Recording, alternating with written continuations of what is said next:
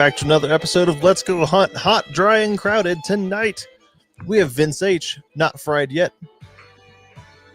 No, I did the timing on that right. Wow, I'm losing my touch here. Mike Gonsalves, who forgot to be here. Dave Packard, who's blazing the heat. Here against your will, I'm Sam Alexander, and tonight we have an absolute gun legend as a guest, Hootie Hoo. How are you doing, sir? I'm no legend, but I'm good. Thanks for having me on. Look, man, I just read the script. I don't write it. This is Channel I wrote 13. that. This is Channel 13 News. I'm not responsible for what comes across the teleprompter. So, Hootie Hoo, I've been following you for years, and I did some research before the show, and since your channel was created in 2016, you have uploaded 3,052 videos, which averages out to one video every 1.2 days for 10 years. It actually used to be about 500 more than that, but I deleted a bunch of videos that I thought were going to get me kicked off. Okay, so a video a day. One video point every 0.8 days. Got it. Yeah, something like that is insane. So if you're talking content creators, I don't know anybody else that grinds harder than you do. But that's just one channel. I have 5 channels. Yeah, that's the Hootie Hoo channel. Wait, how many hours a week do you spend just editing videos? A lot. Okay, fair enough. Several. He's a multitasker too. He does a lot of lives and shorts while he's reloading or something like that, just doing everything all at once. It's my whole. There's only one other person that has more videos than me in the gun space, and that's Hickok 45. But he's been doing a lot more years. But I'm gonna pass him this year, I think, as far as volume. And it's good stuff. It's awesome, wholesome content. I try to make it good. I try to make videos worth watching. They're not all worth watching, but I try to make them that way. Oh, speaking of videos worth watching, he just premiered one tonight about his worst hunting story, and that is one to listen to. It is. My jaw was on the floor the whole time. I'm like, are you kidding me? It was wild. Jeez. It was pretty wild. So before we get into the whole YouTube side of everything, how did you start hunting? So, I did not grow up hunting. Basically, nobody in my family hunted. It was more or less a random thing. I was a forklift driver at a grocery store warehouse, like distribution center, driving forklifts, moving around food. And we were outside on break eating lunch. And this old man said, "Hey, have you ever been hunting?" And I said, "No." He said, "Do you want to go?" I said, "Yeah." And he sold me a muzzleloader for $100. And showed me one of his spots on public land. And I didn't end up shooting a deer that year, but the next year I shot a deer off of the spot that he took me to on public land. And that was, I guess I was just kind of hooked from there. But I was like 21 or 22 at that point. So I didn't start hunting until I was in my 20s. Didn't know anything about it. Nice. You know how you go to school and they're like, hey, if someone ever offers you drugs, you just say no. I feel like this is that story, except I'm still waiting for somebody to offer me like, hey, why don't you come hunt with me? I got a spot set up already. And it's like, wait a minute. Someone told me this was going to happen and it never happened. Like now that I think about it, that might be like the only time anyone ever shared a public spot with me. Now that I think about it. Oh no, public land hunters, like we act like it's like, no, this is mine. This is my precious. I'll send you some waypoints. I'm not I don't gatekeep. Like if you're out there trying to do it and do it the right way, I have no problem telling you where stuff is. You just got to beat me to it. So it drives me crazy when somebody hunts on top of me. Like if I'm in here, this is mine right now. You can have it when I'm done, but I beat you here. It's mine. Well, it's different depending on where in the country you're hunting too, right? Like the nearest 2 wildlife management areas to me, the nearest one is only 250 acres, and the second furthest one is only 1,000 acres, which You can have a whole bunch of people trying to hunt 250 acres. It's not going to work out real well. No. That's a weird thing to think about. Actually, is if talk about like turns in the road. You got the deer, so that got the bug in you. If you'd showed up and not seen a deer, you might have just been like, not for me, moving on. And then True. Back none to of this ever even McCliff. happens. True. Butterfly effect. I don't like those kind of thoughts. It's like, no, that's too much of a life change. No, thank you. Oh, so what? I guess whitetail deer is kind of your go-to being out of Tennessee, correct? That's all we have. Yeah. Whitetail and turkeys. Any bear? We have bear in East Tennessee, but I've never hunted them. Oh, gotcha. Nice. What do you like hunting more, deer or turkeys? Deer. Yeah. I have friends that are big turkey nerds. So, and this past spring on the show, we shot 5 turkeys. My son got one. My other son got one. I got 2, and then I got my nephew on another one. We filmed 5 turkey hunts. But me personally, I just think turkeys are dumb birds, and I don't really get into turkey hunting. But that's just me. I like the deer hunt. I have friends that are the flips. They don't care about deer, and they're nerds, super nerds for turkeys. But that's just me. I don't. Let me put it this way: I turkey hunt for the street cred, but I don't really enjoy it. You know what I'm saying? Yep. You got to do it because if they don't, they'll make fun of me. Something like that. Yeah. That and it gives you something to make videos about. True. That's true too. Gives you content. Which is the worst thing I've found out. Is like even on a small scale like us, like I should go do it just because it'll give me something to talk about on the show, which is a good motivator sometimes, and then other times it just feels lame as hell. I hunt turkeys whenever they wander behind the house. Then I'll go out there and cluck at them and see if I can get them to get close. My son took a shot at a turkey this year because they wandered too close behind the house. And actually, I found his empty shell out there. He left it. Little jerk. But yeah, missed. But that was the extent of the turkeys this year. I've gone out and tried turkeys, and it's like it was a lot of walking for not having anything gobble back at you. And if I was going to do that, there's just not a lot of meat there, you know. Like you go chase down a deer, and that's 50, 60 pounds of meat, at least around here, and like that seems worth it, you know. But then you have this bird. It's like a 20-pound bird maybe, and it's like I think turkey nerds is the correct term for those people, like Mike's brother. Yeah. To be fair, if I remember correctly, he got into turkeys big time because of having to deal with all the winter kill, and because he works for Parks and Wildlife up here, and we had a bad winter. 2 years ago? 2022. I think it was 3 or 4. I think. Yeah. Oh wow, it's been that long. Yeah, but he had to deal with just so many. Like, gotta go put an elk down. Gotta go put that. He was like, nope, I'm not doing elk or deer this year. I'll go hunt turkeys instead. Or moose. Okay.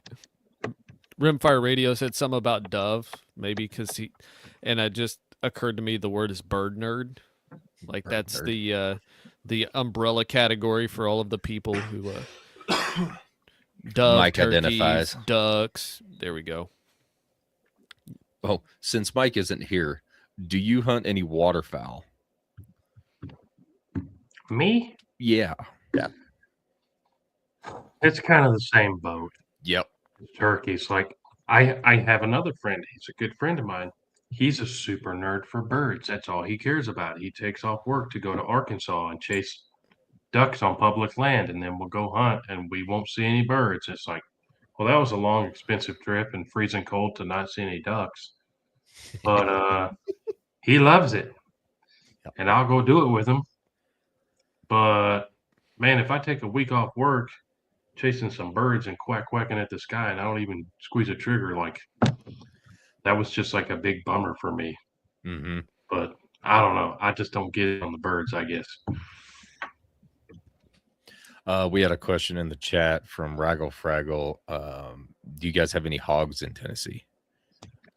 It's the same as the bears. They're in East Tennessee, but I've never seen one in my 20 years of deer hunting the state of Tennessee. I've never seen a hog. Gotcha. Well, I guess that's good. Not tearing everything up.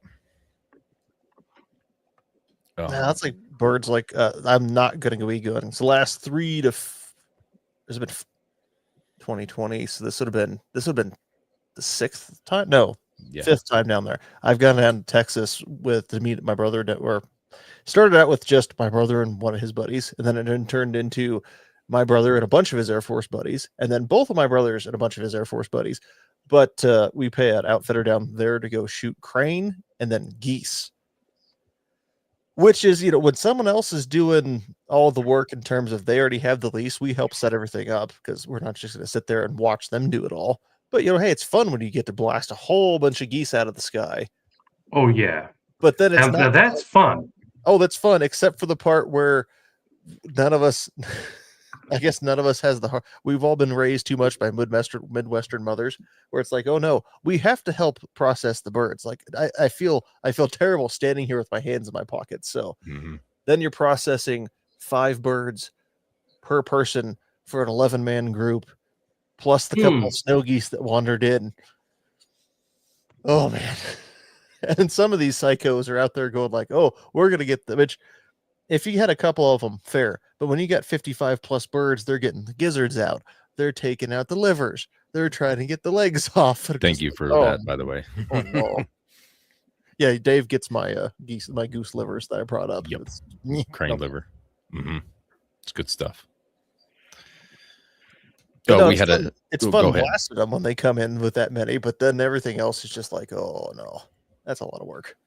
I got 2 quick, interesting stories on duck and geese hunting. So I've hunted this place in Arkansas I got invited there on I guess you call it like a media hunt with, there's some pro camera magic people there, like filming and taking stills of the guns and the ammo we're using for whatever they're going to use it for.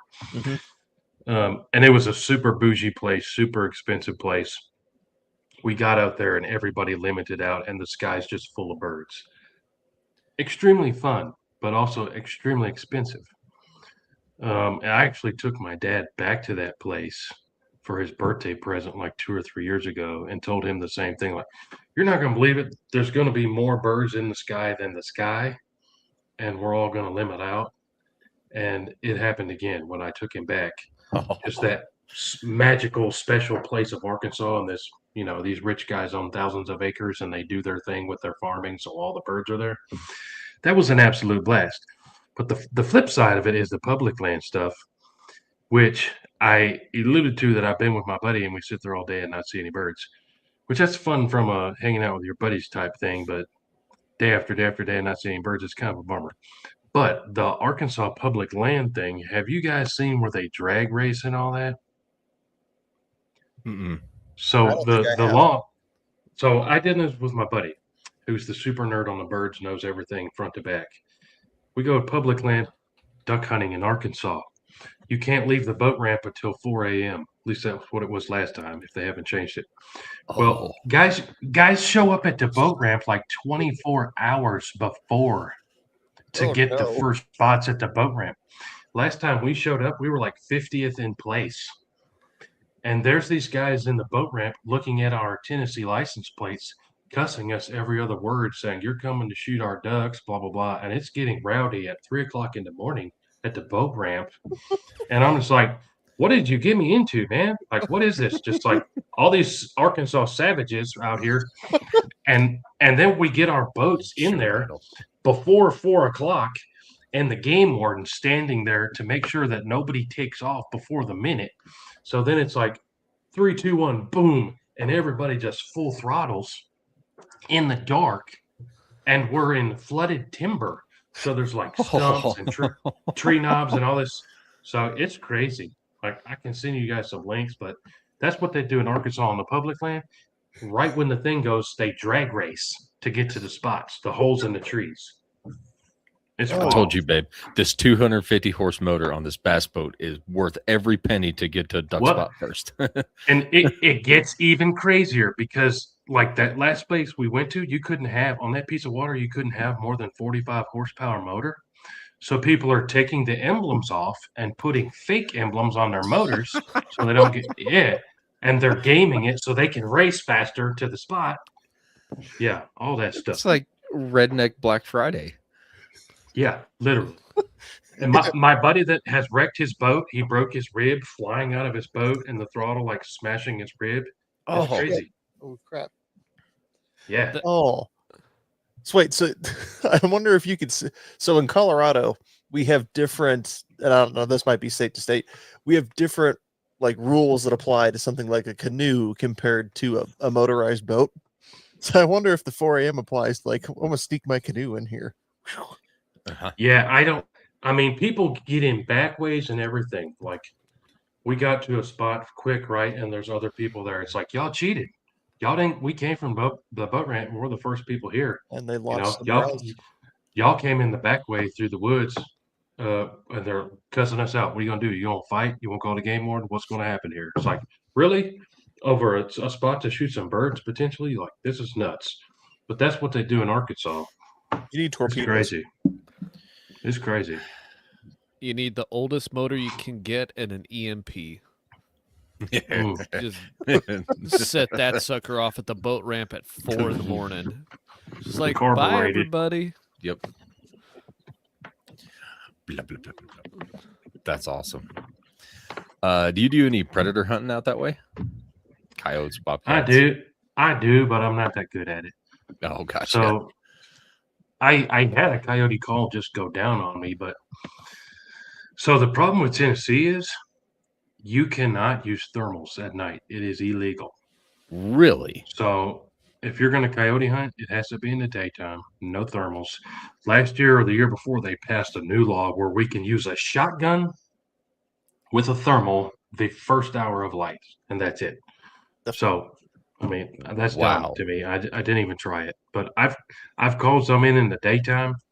This past year, like I said, I'm not very good at it. I get them on the trail camera all the time at nighttime when we can't shoot them. This year, I trapped 2. Gotcha. So if I get coyotes, it's normally trapping them or just happen to see them, pop them with a pistol luck shot. Are you a foothold trapping them or? Yeah, and I'm not a pro trapper either. I can't even tell the traps I use. They're like yay big with a chain that long. And Hey, fair enough. So trapping is something I really wanted to get into, but in Colorado since 1994, we've been limited to only live cage traps. really, Yep, because they passed a state amendment back then. A couple of California gals moved to Colorado, decided they didn't like that we had this savage barbaric trapping, and then they went around and got enough petitions signed, put it on the ballot. And it's a lot like our wolf reintroduction. They just get enough people to go, oh yeah, that sounds terrible, or that sounds like a good idea, to sign off on it. And we've been stuck with cage traps ever since. I messed around with that trying to trap beaver for for a full season, and just hauling out like the most I could haul out at one time was 4 of these huge cage traps. And then being a novice at it, I'm setting cage traps on abandoned bank dens, thinking, man, there's got to be a beaver in there. Like, no, there were no beaver in there. Ended up finding out that hunting them is just far easier than trying to worry about trapping them in this state.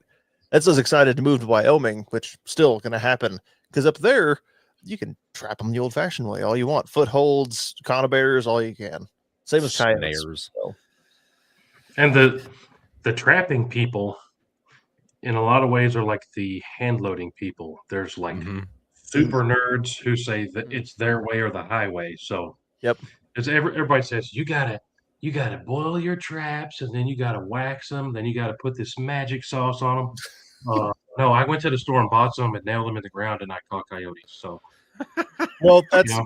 so Like I I was set all my traps and put them in a trebuchet and launch them at animals. Like one will get them. well, that was me a little bit. I was looking like I'm not having any success. I'm reading all these tips and tricks, and then buddy of ours in Kansas, um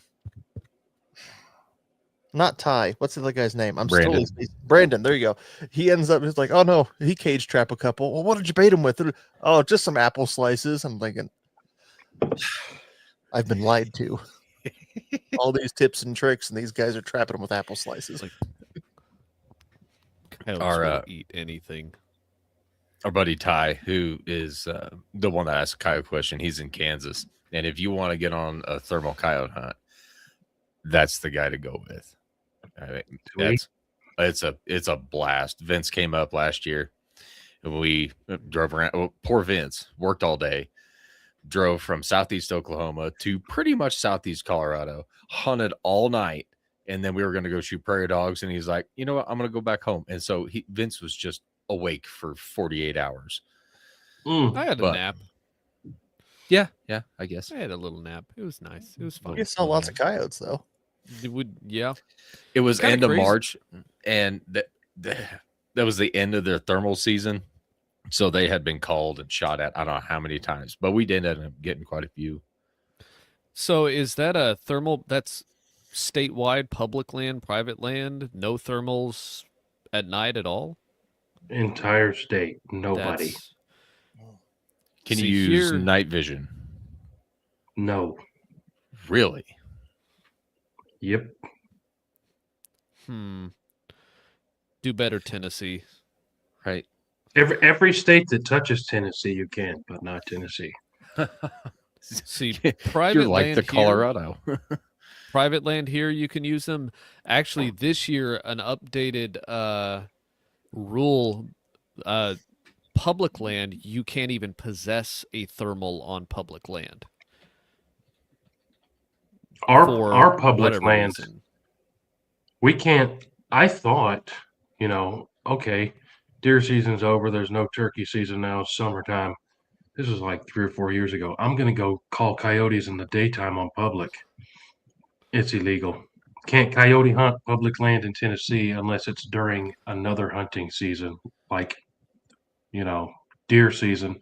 And even then, you have to shoot the coyote with whatever is legal for the deer, because they think people are going to be out there with a gun shooting coyotes in deer season with a rifle during bow season and whatever. Colorado is kind of similar to that. So the western half of the state, if you hunt coyotes during a season, like elk or deer season, you have to use a caliber smaller than 6mm, or you can use one that's larger if you have a license for whatever season's going on. So you can shoot coyotes with a 6.5 if you have a deer or an elk tag, but other than that, you're limited. So it's got to be careful.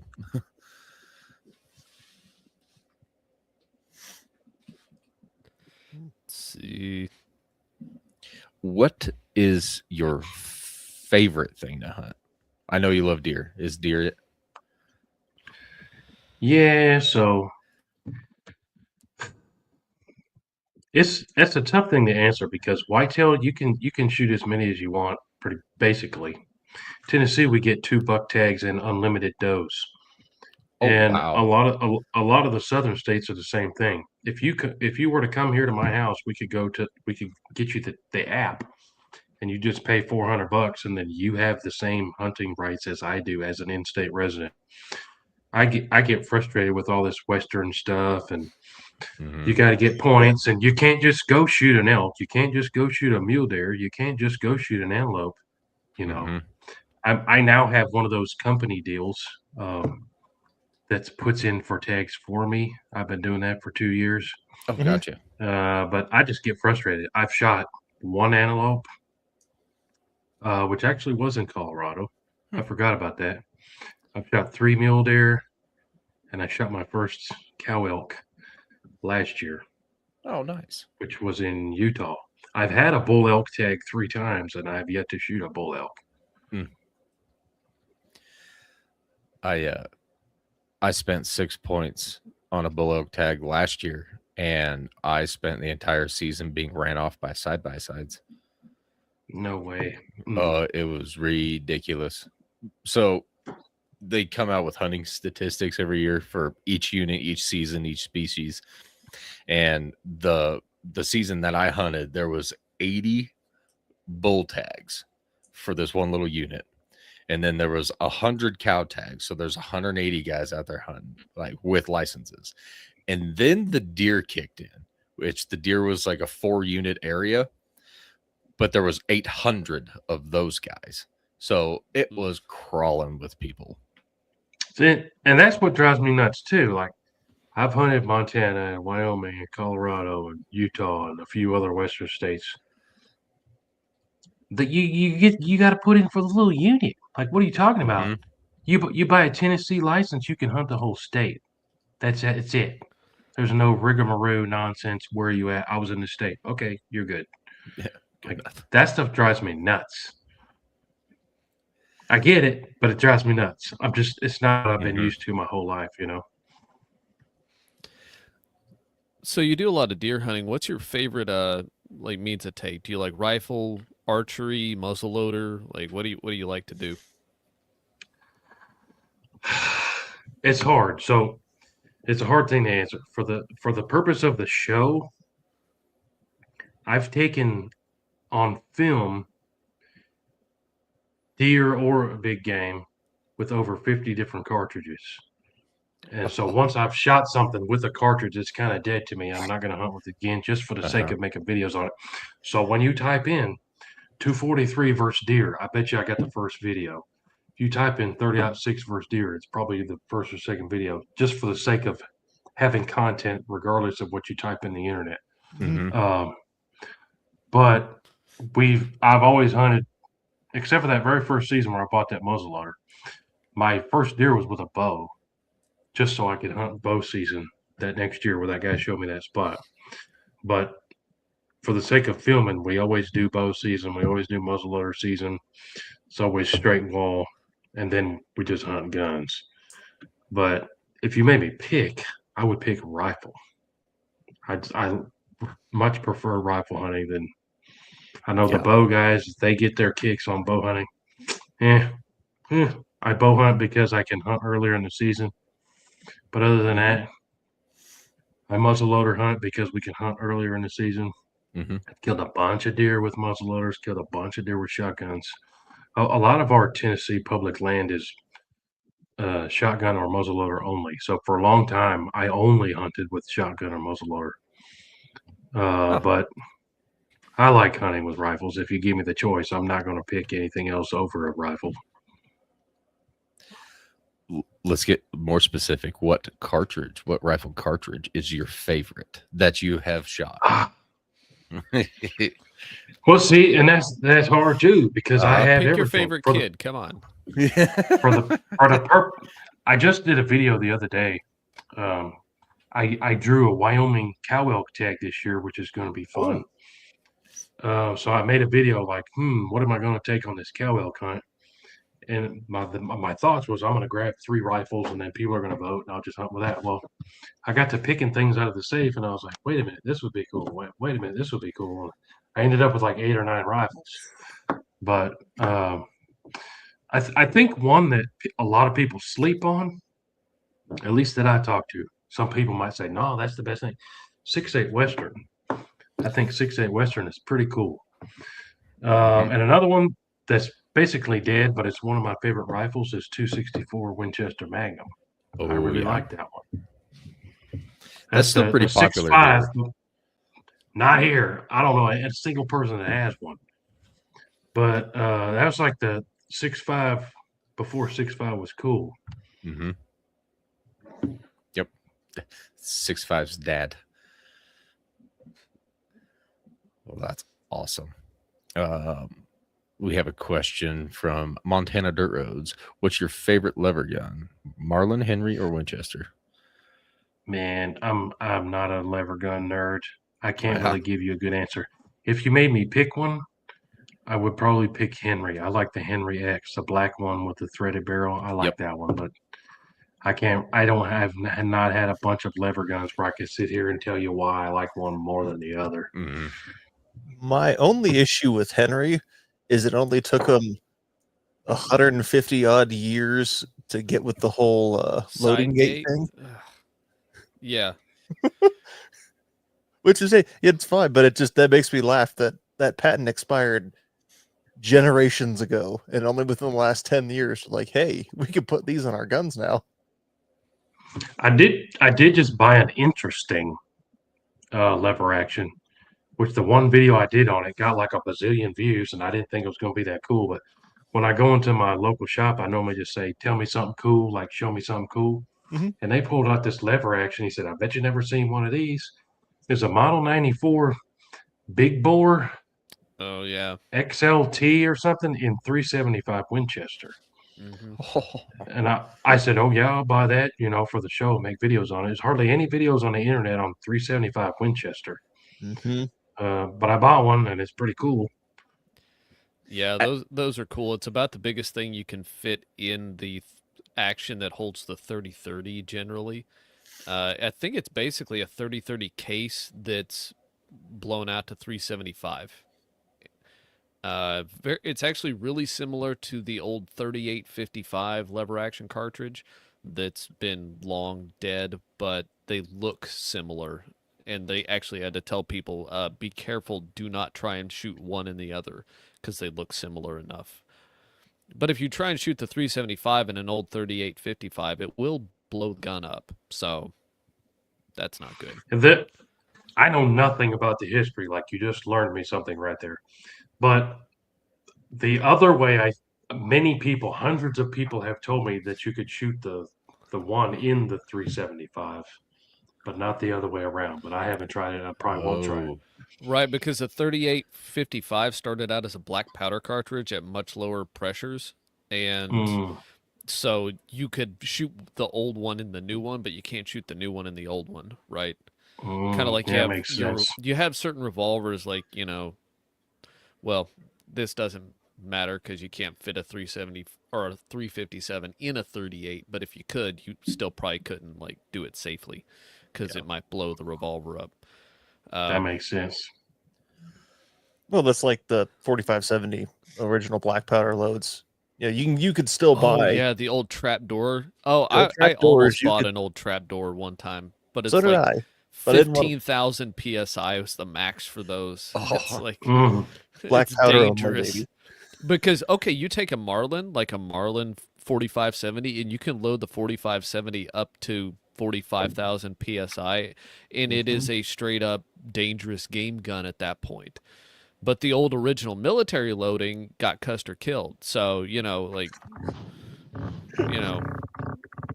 Hang on now. That might not be those might have been those were mostly 5070 carbines. Easy now, sir. whatever. No, So- I wanted one of those trapdoor rifles for a really long time too. And yeah, you could buy the rifles, the model 1873 Springfield on Gunbroker, and they were, but it's like I like all of my fingers, and when it comes to a gun that old, I didn't want to pay that much for a wall hanger. Yeah. So Oh man. So what got you into YouTube? So there's a really easy answer to that.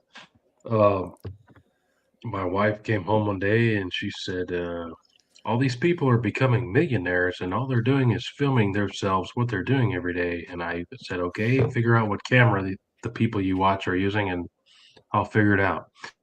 And we just started filming everything. Like we went to the zoo, cooking episodes, weed eater episodes.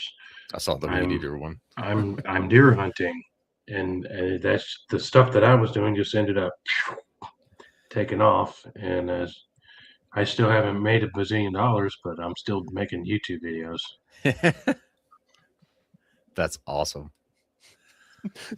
hey, honey, yeah, can you make us millionaires on YouTube? All right, fine. Okay. That's, I'm going to record everything I do. How many It years really ago was. that? I mean, Sorry. 10 years ago. Mhm. Okay, yeah.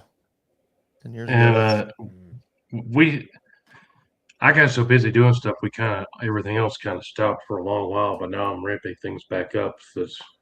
I'm working on cars on one channel, another channel we're doing gaming, another channel we're doing vlogging, another channel we're doing cooking, and trying to hit all the recent screwiness with YouTube's got me scared enough to where I want to have some other backup plans just in case. Oh, for sure. Yeah. Did you say gaming? Yeah, I think that one only has I mean, it's not real big yet, but the kids like playing, so I play with them. So What try have to you been film some playing? of it. Like Hunter Call of the Wild, Oh, and yeah, I I've like got that I one. like I like the hunting games. They've got a few hunting games, but the kids they like to play Fortnite is their game number one, which I play it, but I like the other games better. Yeah, the You know problem what? with playing anything that's like multiplayer online is that as an adult, I don't have nearly as much time to commit to this stuff as I did when I was 14. So then you get killed by some 14-year-old in a video game and just like going back to Yeah. single player. Forget it. hmm My son likes Farming Simulator. Yep. Yeah. Yeah. Yeah, we got that on PlayStation. I have a buddy. He's like, "I'll buy you an Xbox if you play Farming Simulator with us." I'm like, "No, I will not do this because I'll get obsessed and I'll just play Farming Simulator and not sleep anymore." Oh, it's so great. Vince is going to be coming on each week. So, all right. So we'll have a new segment, which is Vince just telling us about his farm simulator. No.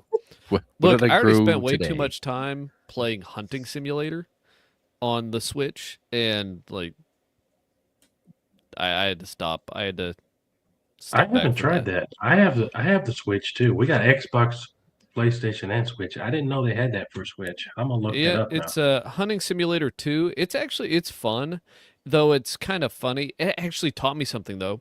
So early on, you kind of learning the game and everything, and you realize you can just kind of run animals down and shoot them in the back of the head. And one day, I step outside and there's a possum on my back porch that's getting into my dog food, and I don't like that. So I go grab the gun and he's kind of running off. I'm like, nope, you've gotten too close. So I start shooting at him, and then I realize, wait, this thing's slow. I can just run after this thing and go shoot it. And that's what I did. I just ran the animal down and then shot it and took care of it. It's like, I learned something, The Run video after them. game's broken kinematics taught me something because you can run down antelope. Like it does not compute, but it's still fun. It's a fun game actually. Have you got into any of the VR stuff? I haven't. No. My kids have got a hunting and a fishing simulator on their VR, and it's pretty cool. I mean, they don't have the guns for the controllers or anything, but there's actually some cool stuff on a VR that it's nice because you can actually walk around. Ace VR, that's a huge one in like the gun world, because you can go and do like USPSA matches and stuff like that. Vince actually competed in a VR competition at Goals this year. Did you win that? I saw Oh that. yeah. I don't think so. That no one's sent me an email or anything, so I don't think I won. But I did beat Mike, which is all I really cared about. So there was we left it. I didn't go back on Sunday, so we left it on Saturday. So there was a chance, but I guess someone probably finally passed me. Mike had to egg me on because I got second place behind him. He was in first, and so I had to go show him This what was up. can't stand. I was willing to leave, but he wouldn't shut up. So Oh, that's our mic for you. outer Mike. Wait, when you say you saw it, were you at Goals this year? Who do you? No, I just saw it Okay. on Instagram. I saw people doing it on Instagram. Okay, gotcha. I was about to say, oh man, we probably walked right past I- each other 4 times. I got a weird random story about Coles. Ooh. So they invited me this year. I said, "No, I don't want to go." They invited me the time before. It was in Tennessee, not close to me, like 3 or Mhm. 4 hours away. Mhm. Tennessee's a long, skinny state. Mm-hmm. I said, nah. Somebody from them emailed me, hey, we want you to come. Well, I said, nah, it's too far away. And but then I go onto their website and they have me like front and center on their website saying that I was coming, like using me as a promotion with my face. I was like, what is this, guys? Like, I don't care if I was actually going to be there, whatever. I don't care, but you can't tell people that I'm going to be there. I'm not going to be there. Like, that's just weird. Yeah. Yes, But somebody, they left somebody, it up there. yeah, somebody did the marketing before they actually emailed you. Oops. Oh, he'll say yes. Just go ahead and run it. Like the Facebook post when you Yeah, were hunting in Alabama. it's in Tampa next year, which Yeah. just sounds awful. Hot. Tampa in August, guys. You know, nothing like the corn sweats except Tampa, you know. Thanks. Writing I that did That's not a need real the thing. I did not That's need a the real- phrase corn sweats in my mind now. Thank you, Vince. Well, no, that's a real thing. Like the corn actually puts off humidity. You can see it on like humidity maps, places where you have like high concentrations of corn growing. The humidity will actually be much higher. I actually saw it recently. I was looking at the map, like over Iowa, it's just like humid. You know, though these guys are griping about it being 89 degrees there. I was just, Mm. Hey, look, sir. it was 105 today. I come Yeah, from same. higher elevation where things are nice and cool, and I am a total wimp. I will admit it. I don't like it when the temperature gets above. I can feel in my house when it gets to 73 degrees, and I don't like it. I like wintertime. Thank you very Bob. much. Oh, Bob. You played around with any of the Gideon optics?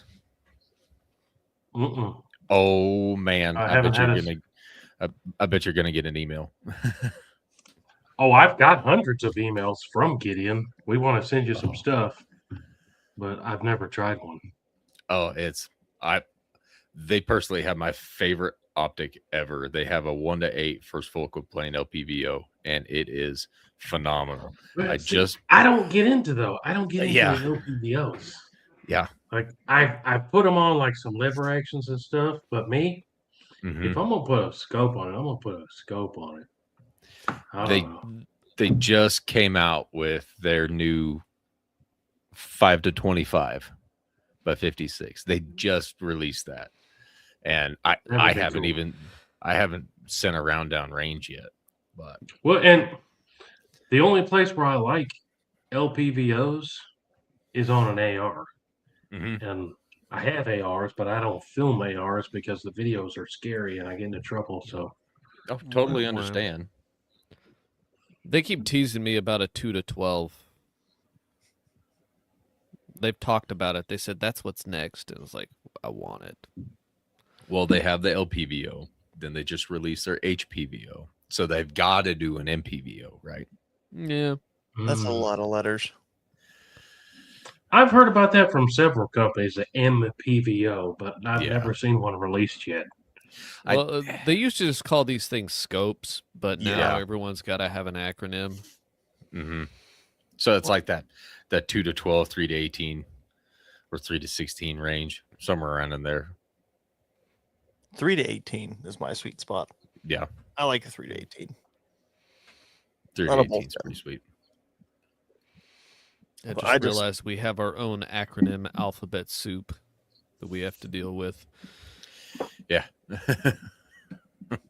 That's it. From now on, it's small scope, medium scope, big scope. Yeah. No more acronyms. Oh, so what is back to the YouTube stuff? What's your favorite video that you've done out of the thousands that you've done? Taking people hunting. I Yeah. love it. So this I love shooting big deer, but I like taking people hunting too. This past spring, I got my nephew his first turkey. He said he'd been hunting with some friends and they didn't see any birds. And I said, "You want to shoot a turkey? I'll get you on a turkey. There's two conditions. You have to shoot my 10 gauge, and I have to film it on video." He said, "Okay." And then he gets there. He said, "What's this, like smaller than a 12 gauge?" I said, "No, it's bigger." And he got a turkey. We hunted hard like all day, but he got a turkey, the biggest one we got all year. It's a nice one. But I love going. And another buddy of mine had never shot a deer this past deer season. I got that same nephew his first deer, and I got a friend of mine his first deer ever, which was a buck. And I love taking kids, going back and watching the videos, and they shoot a buck, and it's just, I love it. Mhm. Those are my favorite videos of going back and watching that people taking animals who never done it before, or kids, or Oh, But- and- I missed an opportunity to get video of my son's first deer, mostly because the deer jumped out and was like, I immediately focused on getting the deer and not recording. I recorded right after, but that's not the same. But last year, my son killed a big old 9-point, and just Ooh. watching the boy, and he was 10, right? And watching him just be all excited about it, because he killed a spike the first time, and that was cool. But then he got himself a real deer, and it was you couldn't live with the kid for a little while. Like you really couldn't. Yep. Yeah, but it was good. I've taken my daughter deer hunting the last couple of years, and the first year she had a doe tag, and we literally the only deer that we saw were bucks. It was Ooh. ridiculous. What a problem to have, right? But last year she drew another doe tag and ended up getting one. Made a good shot, about 100 yards, and so this year she drew her buck tag, and I'm like, "You're not going to shoot one as big as me because that will ruin you. We're going to get you a good deer." And so she's excited. I found her one already. Hopefully it sticks around, but we'll see. Oh, do you hear? Sweet. Dave shot a absolute booner of a deer this last season. Like- it was a good one. He shot a I'll bring it up. 200-inch mule deer. Whoa. In southeast Colorado, not up in the mountains. Southeast Colorado. A mile from my house. Wow. Deer's big, giant rack, big head, and then the neck. Huge You know, neck, the neck is just it's just a slope down to the shoulder. giant neck, Man. like Chungus deer. Okay. I shot a really nice 10-point, and then I shot a 16-point, Mhm. and somehow Dave shot a bigger deer than me, and I was like, how did this happen? I lost. How did I lose? It's like pulling 4 of a kind in a hand of poker and losing. That shouldn't happen. Yeah, it blew my mind when I saw him. I knew he was big because I saw him the night before, and I'm like, "Oh, that's a big deer," and I missed because my scope didn't have zero stop, and I was shooting when I was sighting everything in. I was shooting like 500-600 yards when I was finishing, and Oh, yeah. I thought I dialed my scope back down, and I did, but when I did, I went 2 clicks past. And so when I was looking at the deer, I was like, "Oh, well, I gotta dial my scope," and because I was just shooting second focal plane. But when I did, I was already. I thought that I hadn't dialed it down, so I dialed it down more, and so I shot way under that deer, and he took off into the sunset. Mm. And I'm like, "Oh, this is terrible," and ended up finding him the next day, a couple miles away from where he originally was, and Wow. put a stock on him for a few hours, and then finally started at 2 miles, got to about 90 yards and took him, and he's right here. Oh man. Oh, you beat me to him, Dave. Do you have the picture, Dave, or because I got it too? Okay. Yeah, I got it. Right there. Oh my. A drop tine on a mule deer? Drop tine. That So he was that's an ridiculous. 8x9 with the kickers and everything, and yeah, drop tine on the small side actually. That's an old deer. Look at his Yeah, face. he was old. Yeah, he was an old dude. I bet he was bigger last year. He was starting to get pretty short on the back, on his back tines, but his mass was insane. Dave, do you have my deer nearby? I think I do actually. for Because I reference- just want reference. Oh, Dave's like 6'2", 300 pounds or something. I don't know. And he's not doing 5. he's not doing the fisherman thing. Like he had that thing right up. Yeah, no, his neck was on my legs. I'm I'll try and jealous. find yours, Vince. It was mind blowing. My buddy saw him first season, and he's like, I saw the biggest deer I've ever seen in my life, and I couldn't shoot it because it was after dark. Well, and Oh, just to There's another angle. compare On the him. two, Dave is in. You see the open country. That's like where Dave's hunting. I'm in southeast Oklahoma, where there's. If you get a 100-yard shot, most places, that's pretty far. yeah. Actually, the furthest I've ever killed a deer, it was 170 yards. Right, and it felt like a long way at the moment, but like if he pulls up the pictures of my two deer from last year, I'm working on it. Let me keep I've- talking. I'm like down in the woods, like I don't have the deer, but there's your 1, 2, 3 oh yeah, skull mounts. that's a 16 That's- on the left, the my 10's in the middle, and that's my son's 9-point on the right that our big old dog ate the nose off of. Man, those are Oklahoma deer. Yeah. I've never hunted Oklahoma. Those are monsters anywhere, but I'm hunting with some friends in Oklahoma this gun season. I couldn't tell you where we're going, but Do you know man, what I'd part be of the happy state? if we see something like that. I could not even tell you. Somebody else is putting it together, and I'm just along for the ride. You'll I like find that attitude. You'll like, find here we some go. big deer here, but not as many record book deer, and I'm okay with that.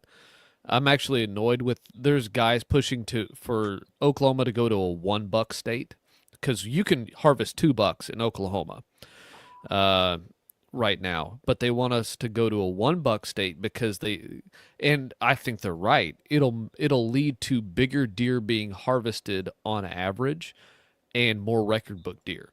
But honestly, I want to keep people from coming here for record book deer. I want them to go to Missouri or Kansas or Iowa. You know, like yeah, you can go to those places. I'll keep shooting $2. It's fine. I mean, Right.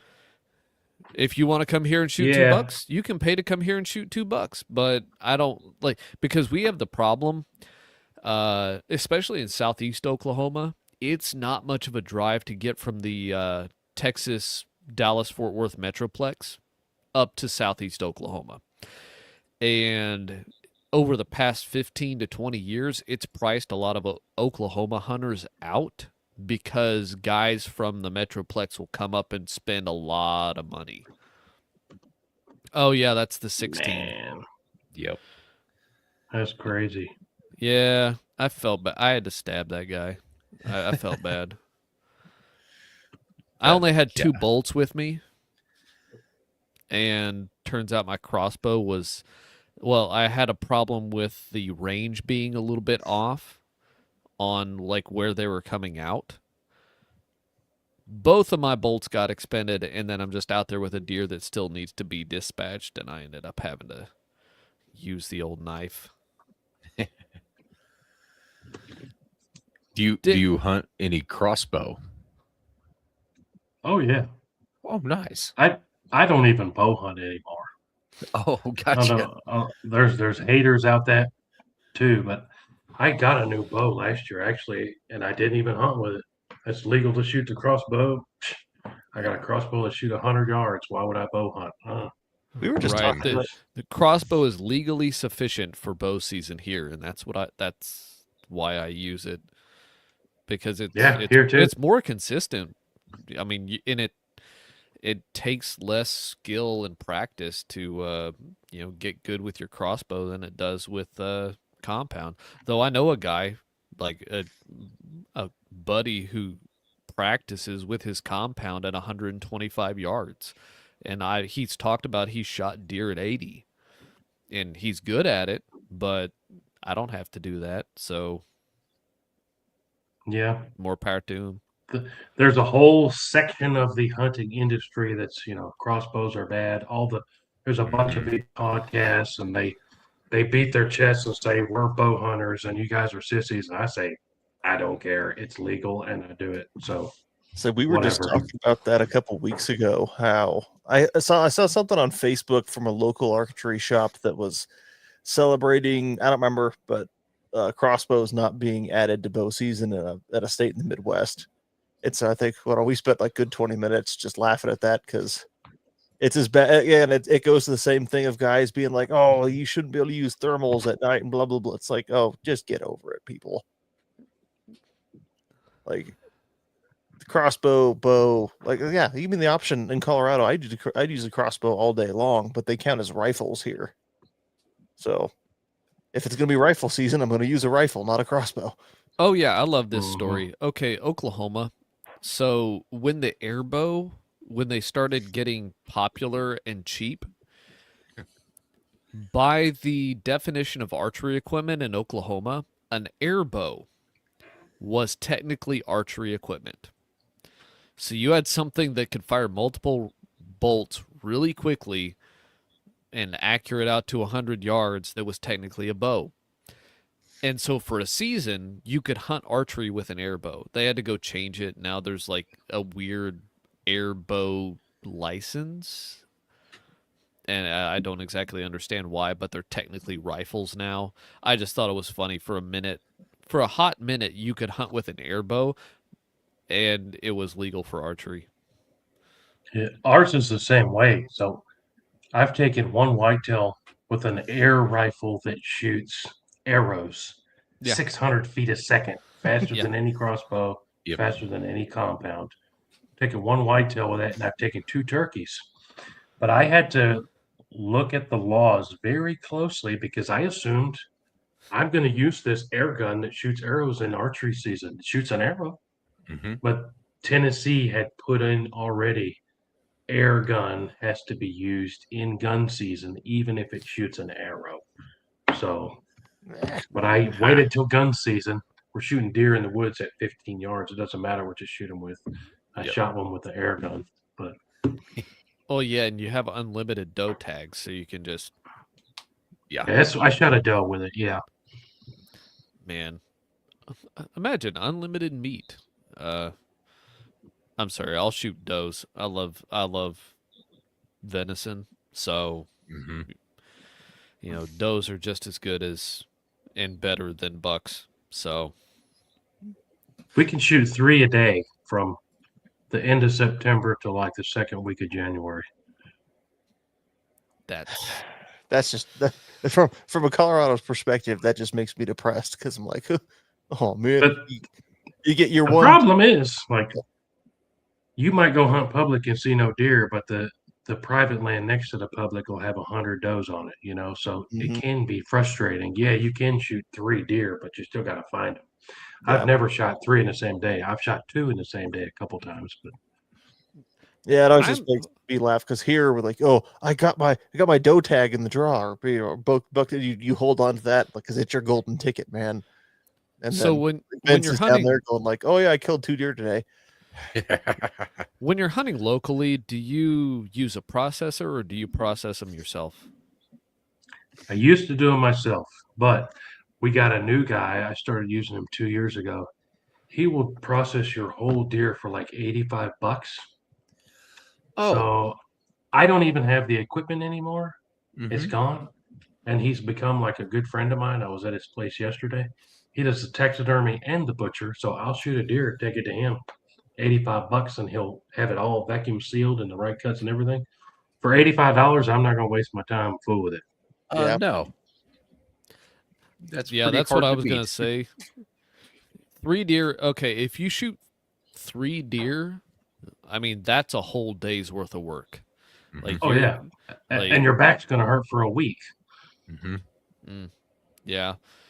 Like, I shoot 1 deer, I can have it gutted in 5 minutes. I can have it in quarters in about 35 to 40 minutes, and in a cooler. But then there's about 3 hours of processing time for that 1 deer. So if I shoot 2 deer, double it. And I've done that, and it's hard, and it Mhm. takes a lot of time. But of course, I have a bunch of kids that I'm teaching how to do this. So my own children. So that's, as we go along, we'll be able to handle more deer at once. Little workers, like, get them to work on that. Though we have Assembly line. this last time. So one of the fun things about processing your own, this last season, we canned some venison for the Ooh. first time. And so you can it with all of your seasoning in there, and then you have to pressure can it, and you have to pressure can it for 3 hours. But it's all just boiling in that jar while you're pressure canning it. So it gets all that seasoning nice and deep into the meat there. We usually just take that and pour it out into a skillet, heat it up, and use that for tacos. And it's actually really delicious. I'll share Mike's deer. We all got deer last year except Sam. All of us that had deer tags got deer last year. And he was proud as punch. Though it was really handy though, because the whole thing fit in his cooler. Do you have that legs picture? and all? Do you have that No. picture? That's the greatest No, picture. I don't. Oh man, I love that picture. I was like, I'll have to oh, find it. okay. So the problem is, 2 years ago, I shot a deer that I could literally pick up with one arm, and I'm not a big guy. And so I was catching a lot of flack. And when Mike shot that deer, I was like, oh, thank goodness. Because someone else I shot the shot tiny someone deer, else. and it's somebody else's problem now. Because I was catching a lot of flack for shooting the tiny. I shot a deer that it field dressed at 57 pounds. And was definitely a yearling. Hey, beats me. And I would have shot it again. So, but still, I get to live with that. And we didn't give you a bunch of flack over it. It was a funny joke to say that that deer is too big for Vince. Yeah. Well, okay, it wouldn't have felt so bad, except I have a dog that was like twice that size. So it's like I've got an Anatolian that's 130 pounds, and I shot okay. Anyway, I keep forgetting that you have that dog, because one day I'm going to surprise you at your house. But now that I remember that you have that dog, I might not be surprising. well, he keeps having seizures and then forgetting he's a dog. So you're probably okay. Oh, okay. Basically, every time I hear him bark, I'm like, he's gonna have another seizure again and forget he's a dog. Because it takes a while for him to remember that he can bark at things. So you're probably fine. He does look Nice. intimidating, except for right now, because it's the devil's armpit around here, and he does not want to get up. Mm-hmm. Ugh. No, they'll take care of it. Anyway, Well, How's the CWD down there in Tennessee right now? Man, a lot of people don't like my opinion on that either. I think Oh. CWD's a crock. Don't even bring it up because it's all a load of baloney. That's my Mhm. opinion. So See, that- here's the thing. We're not too far off in that opinion. actually, this is on record, and you can look this up. So the state of Tennessee, where I live, They had all this data and all these findings. There was a whistleblower that came out and said, no, the guy in charge of that made all that up. And come to find out, it was all made up. And the state lost like all their CWD funding. And in turn, now this is our first year ever to be able to hunt over bait because they lost all those millions of dollars. They said, how are we going to find this money? We're going to charge them to hunt over bait. So, yeah, I think CWD is a crock and there shouldn't be any rules about it. That's my opinion.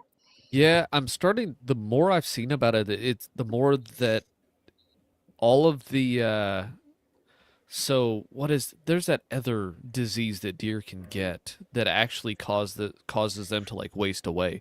But most deer who have CWD never show any expression of that during their normal life cycle. It may spread, but they don't actually like waste away like they say that they do. I mean, and the population decline comes not from CWD itself, but by the game management in whatever state you happen to be in saying, yep, we got to go around and kill all these deer so we can stop the spread of CWD. And that's where the population decline happens. We've got a couple EHD and blue tongue. Yeah, those two. Those will actually kill animals, but they kill them so effectively that it doesn't spread, right? But CWD, you can find that, and then deer that have been observed that are known to have CWD won't show symptoms of like muscle dystrophy until they're into their what we would call old age. So like 7, 8, 9, 10 years.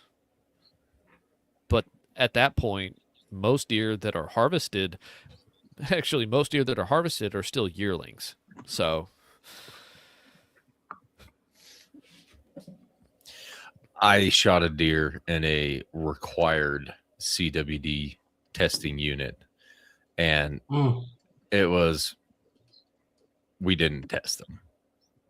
It's a mandatory $25 to get them tested, and supposedly you had to test them, and we never saw a game warden. So it was like, let's go cut it up. And I didn't get no CWD. I ate it, not the brain. But yeah, I'm more along of the opinion that just a money grab. The problem with CWD is the one that we cause. Mm-hmm. And yeah, you kind of hit on it that if you acknowledge that, then you lose funding, and then these state game agencies want that funding, and that's why they keep towing the I don't necessarily know if it's like a party line, but the narrative. They keep holding on to the narrative about it. I'm kind of the opinion of freedom and government stay out of my business. I mean, you can't give everybody 50 elk tags a year because that probably wouldn't work. But for the most part, just stay out of my business. Ironically, with the new law that Colorado is going to enact here, we are down to a limit of 2 fur bearers per day. Yep. So I can only kill 2 coyotes per day, which I think is ridiculous because where I live, I can legally kill more bull elk in one day than I can coyotes. Can I? Like, for me, can I shoot 3? Probably not, because the opportunity is not really there. But legally, I could, which I think is ridiculous. Overreach. Hate it. Well, and it's like our archery season here in Colorado being over the counter for so long.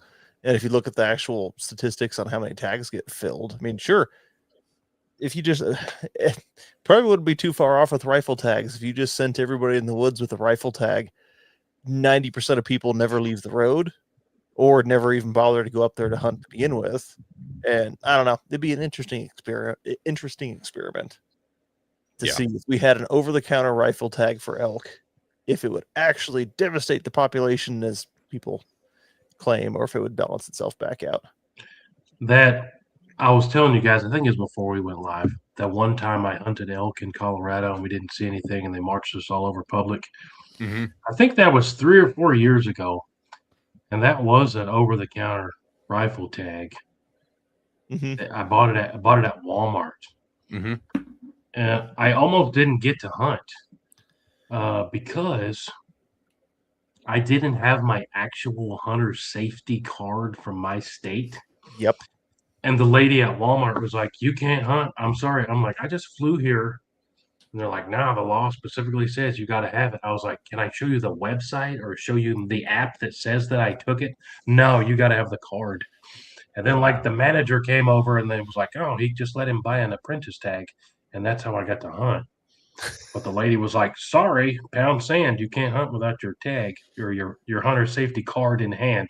I was like, "You got to be kidding me!" But the dude knew about the apprentice tag and sold that to me. Well, at least that worked out for you. YouTube, we had a question about cell cam laws popping up in some states. I'm assuming that's talking about like the cellular trail cams. In Colorado, yeah, we have a law already in place that you can't. You treat it like an airplane. Yeah, you can't hunt off of it for like, what is it, 24 hours? 24 hours. Yeah. Mm.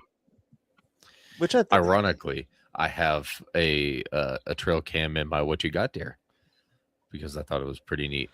But yeah, it's treated like aircraft.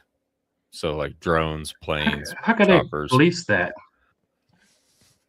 Don't know unless they polygraph you. Well, I suppose if you get pulled over by a CPW officer and you've got the elk in the back of the truck, and of course then they can't. It's not like they can just scroll through your. So I don't know. It's one of those laws that's like, oh, it sounds great on the books, but then, well, it sounds great to them on the books, but in all practicality, yeah. That's kind of like it's been a law almost everywhere since the drones became popular. You can't fly, go find the elk with the drones and then go blast them. Mm-hmm. I get that, but trail cameras, I don't know. I know a guy who I got a friend, a guy I went to high school with. He shoots a slammer whitetail every year. He's got family land that's like 1,000 acres or whatever, and that's how he hunts. He has trail cameras out. Okay, there's a monster in this field. Boom, goes and shoots them. That's all the hunting he does every year. He'll shoot 1 or 2 monster bucks. But he doesn't go sit out in the cold. He doesn't do nothing. Oh, there's a big one out there in this field. I'm gonna go blast him, and that's what he does. That's called getting. I'm gonna go get that deer. That's awesome. Yeah, Yeah, that one. Nah, that one's not big enough. Go outside today. I don't put out cameras just because I don't want to get obsessed with what's out there. Because I'll get obsessed with what's out there, and I'll think about it. So I'll put out corn, but I'll just trust that something's coming out there to it. And then of course I hear from my neighbor like, "Yep, raccoons are eating all my corn." I'm like, oh, that probably means raccoons are eating all my corn. Well, you got to trap the raccoons. Actually, I've been doing that. So last week I bought some of the. So my father-in-law bought my son some live traps, and then I bought 3 of like the handhold traps that had the lever Those are inside. great. We have caught like 3 raccoons, 4 possums, and then I put out corn like sometime last week, and my son went out there 30 minutes later, and there were 3 raccoons on the corn pile, and he snuck within 10 yards and shot all 3 with his 22 caliber pellet gun. Nice. So eliminated those 3 plus all the ones that have been in the traps. So we've got at least 6 raccoons down and multiple possums. So we're working on it. It just Those are you talking about the dog proof kind that's the cylinder? Is that what you're talking about? Those. Yeah, those are great.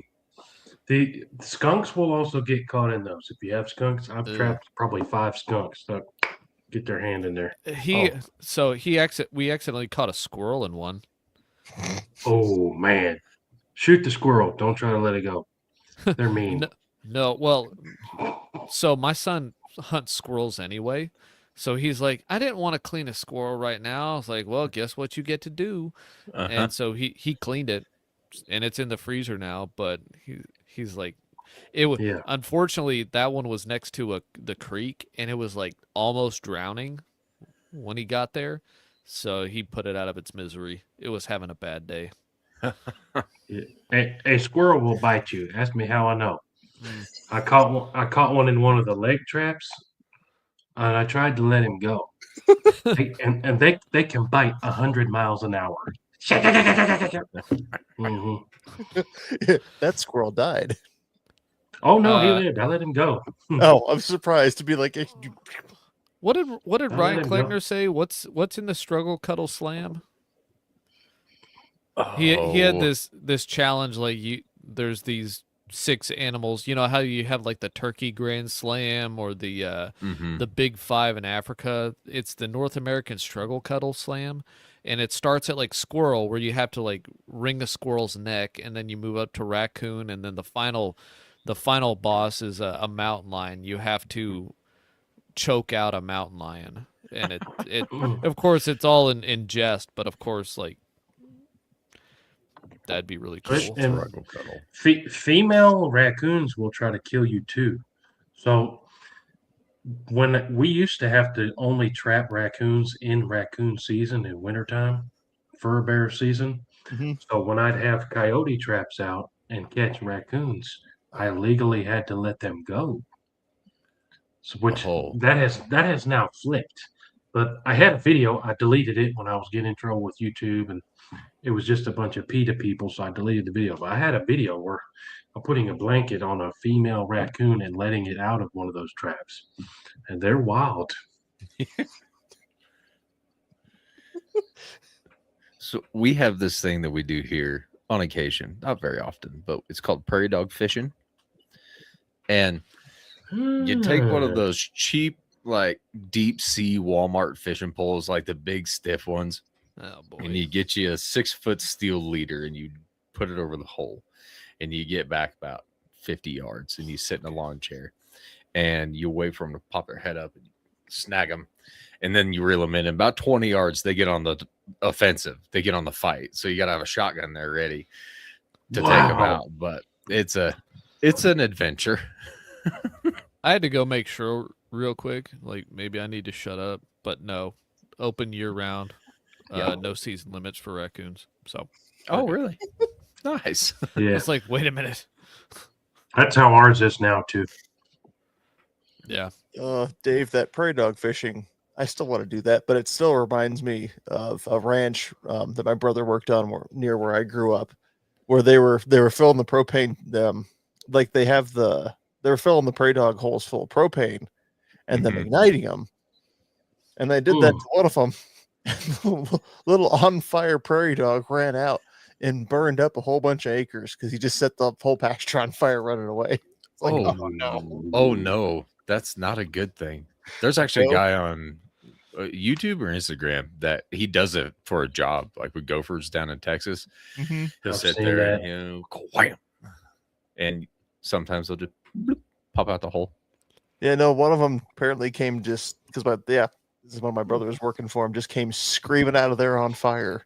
And, eastern Colorado, it's dry as all get out. So just. Yep. But it was also an 80,000 acre ranch. So it was okay. So lots to burn is what you're saying. They had a little bit of room to give. Well, that's awesome. Have you done any bow fishing? Nope, never tried it. I've Okay, got friends that do it, but I've never tried it. Because we found out in Colorado, it's not an illegal means of take to bow fish for turkeys. Yep. Yet, at No least. way. Yeah. Nope. We took it up with our co-host who's not here tonight. He's got a brother who's CPW officer, so we asked him, and I believe he took it up the chain a little bit. Yeah. Because It's it's like, I'll wait, have to ask. really? And then turns out it's currently not a legal method to take. That And would I've be a been- crazy video. I've been thinking of trying to do it for beaver because shooting a beaver, no issue. You can stand there on the edge of the pond, and about 15 minutes before sundown in springtime, they'll pop up and start swimming around. But they sink like rocks. If you don't get on them within like 10 seconds, like they're gone. They sink somewhere in the bottom of that pond, and they don't come back up just because they get snagged in a log. I don't know. So I've been thinking about trying to bowfish one, being like, well, just harpoon it and reel it in. But then I'm a little, you have to stand there with a baseball bat just in case they come in a little aggressive. I'd say a little, Go ahead. a little tidbit. I don't know if you knew this, Sam, but your wife messaged all three of us this last year asking what to get you for Christmas. Oh, And I'm aware. We're all like, bow fishing rig. because you talked about the beaver thing and we're trying to enable you. I don't think she listened to us. She did. She just looked at the price and went, yeah, never not mind. doing that for Christmas right now. I was like, yeah, she told me about that. That's awesome. I still don't know how she got all your phone numbers.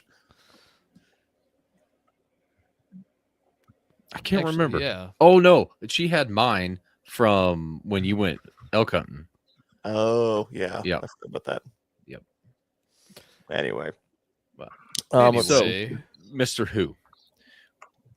Every guest we have on, we have a standard set of questions that Vince has come up with. Uh-oh. I'm going to ask did a this. couple of them. I don't think we've quite gotten. So, I don't know if you have one at this point, but what is your dream hunt? Right now, I'd say bull elk. It's pretty solid. I haven't shot one. I mean, I love when it comes to fun. I think antelope is some of the most fun hunting, but I've only shot one of those. But I haven't shot a bull elk, so bull elk is my answer. Nice. any particular means of take, or you'd probably rifle. Yeah, rifle. What are we I going mean, to shoot? I'd like to bow hunt one, but I'd like to get one first. I don't know. For sure. So, what would you call your biggest win so far while out hunting? Biggest win. I'd say me personally, I got a 13-pointer on public land in 2008. That's my biggest, I'll say, quote unquote, win from a hunting perspective. But man, is the real win, like I said, is I like taking people hunting and getting those videos. That's a whole lot of fun. Last year, I didn't even shoot a deer in Tennessee last year. I was just taking people hunting. I think both of those are good. Like, especially so those big public land deer. Like, you barely see them, and being able to get one, because I've seen some big ones on public land here in Oklahoma, but I haven't shot a big one on public land. Right? It's just those opportunities are so few and far between. And then, getting people out there with you. Yep. So if you had to go into bear country, so we're talking grizzly bear here, and you can't carry a rifle, what handgun in which caliber are you carrying? So I've only hunted in bear country one time. I hunted Alaska last year.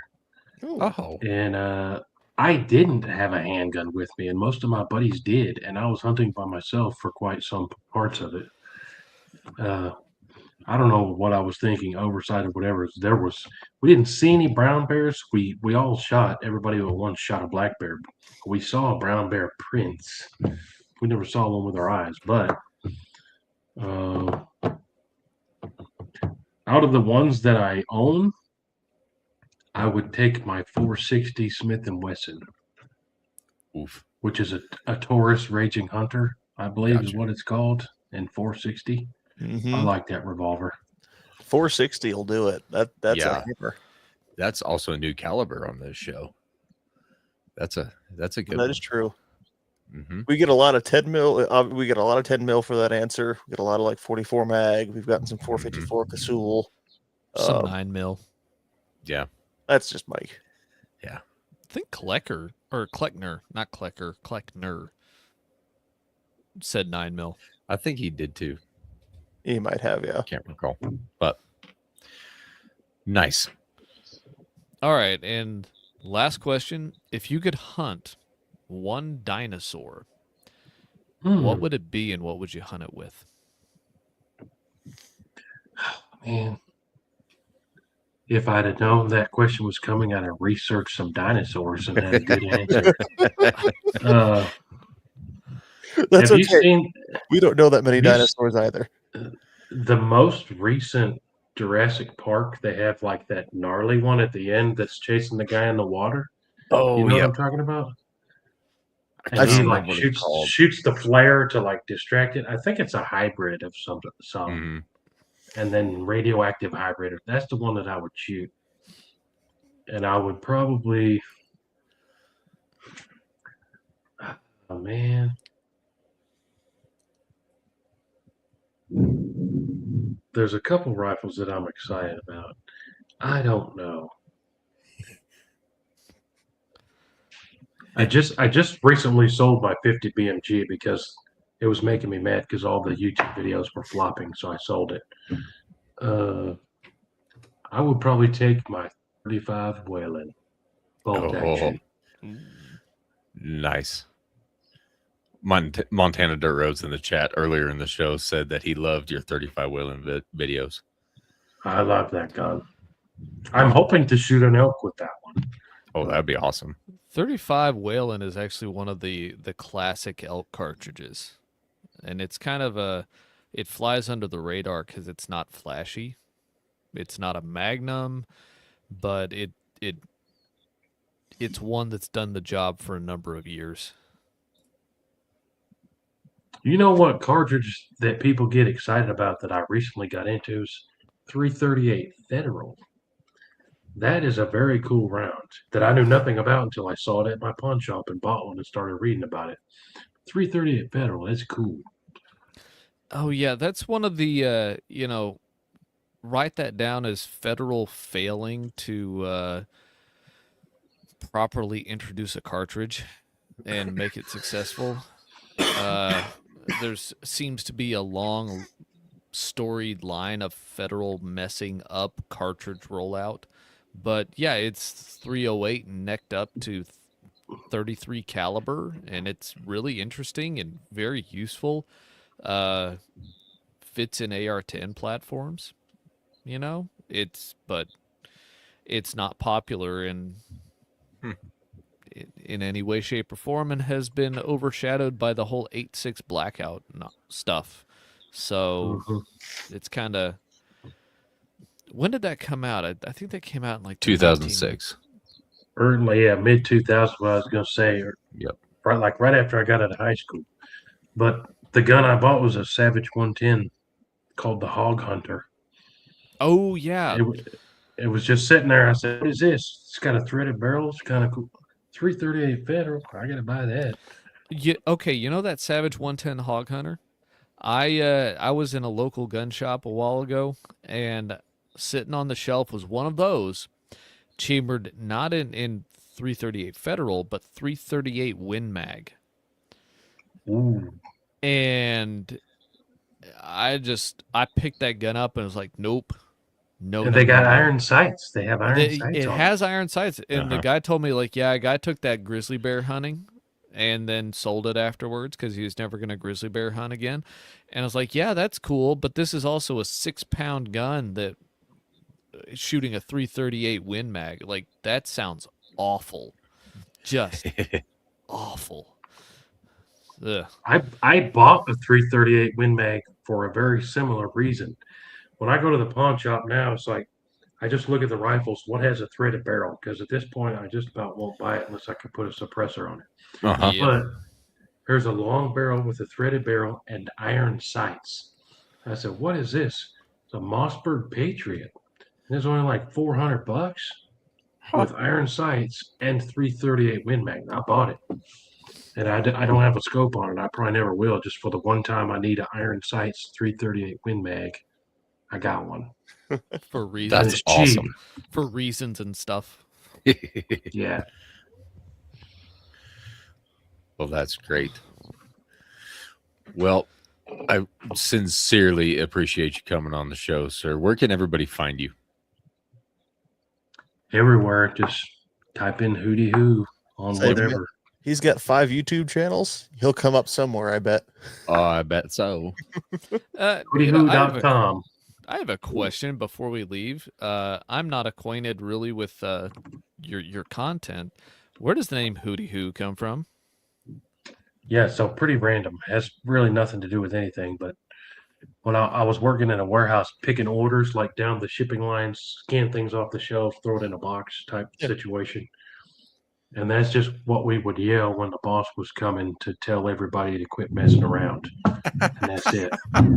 That's awesome. It's like, "Hootie-hoo," you know, that's it. So your wife's like, "Hey, start a YouTube channel." You're like, all right, what do I call it? Yeah, Can't that's call it. it the boss is coming. Yeah, We that's say that's look literally busy. it. Oh, that's perfect. Because yeah, some people stuff they've got some big, long, complex story, and you're just like, all right, neato, I guess. Yeah. Boss is coming. Ooh. Oh, I have one more Yep. quick question. Not really pertaining to us because we're in the podcast space, not necessarily YouTube. But say somebody wanted to get into YouTube, kind of along the lines that you're at. What advice would you give them? Yeah, I get that question a lot. I just say go all in. You're not gonna just piddle and be successful. You gotta be basically crazy in order Yeah. to make it work. Just I don't sleep hardly, but I'm just crazy enough to put up a bazillion videos. So a bazillion videos that get 100 views, it adds up to I don't know, a bazillion times 100. But yep, Volume. it's working.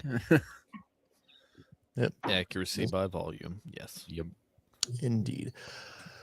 All right. Well, if you're out there and you're listening and you enjoyed the show, leave us a review. Reviews are great. If you leave us a review and email us over at contact@lghpodcast.com, I will send you free stickers. Hootie Hoo, do you like stickers? 'Cause I'll send you stickers if you want. sure, I like stickers. All right. I'll have Put Dave. stickers on something. Oh, Heck yeah. some of our stickers are funny. Although my brother-in-law is a firefighter, and so the one we have, we have the Sasquatch and the beaver is kind of our little funny mascot. And considering Colorado's fire danger things right now, we both laughed over one we have where it's the beaver and the Sasquatch are drinking beer over a skinned out Smokey the Bear, where the forest is burning down. He thought, Oh, like, yeah, that my. one's kind of a bad taste this year. I was like, yeah. I dreamed that one up last year, actually. When it was still wet. It was much more Because I'm at a- moist whenever I came up with Moist. this. I'm at a parade in Wyoming when we're on vacation, and here comes a fire truck with Smokey the Bear, and all that could go through my mind was that South Park episode, like, he's coming right for us. It's like, You oh, should have ran and handed them a sticker. I didn't know this is where I came up with it, is watching Smokey the Bear, and Oh. thinking, oh, he's coming right for us. I should do a sticker where we've killed Smokey the Bear and the forest is burning down.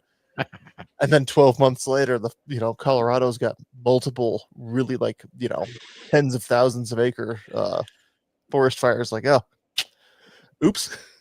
It's Anyway. just bad timing. Just bad timing, not bad taste. But anyway, yeah, Vince, you've got outro. So anyway, support the sport and take a buddy hunting. If you like that buddy, tell him about our show. If you don't like that buddy, don't tell him the boss is coming. Hit us up at lghpodcast.com. Thanks for listening, and let's go hunt. Indeed. All right.